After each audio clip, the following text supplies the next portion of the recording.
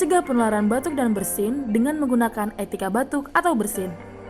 Faktanya, pada saat batuk, kita mengeluarkan 3.500 partikel bakteri atau virus dari dalam mulut. Dan bersin, 4.500 sampai 1 juta partikel yang keluar dari dalam mulut kita. Hal pertama yang harus dilakukan ketika kita batuk, yaitu tutup hidung dan mulut menggunakan tisu.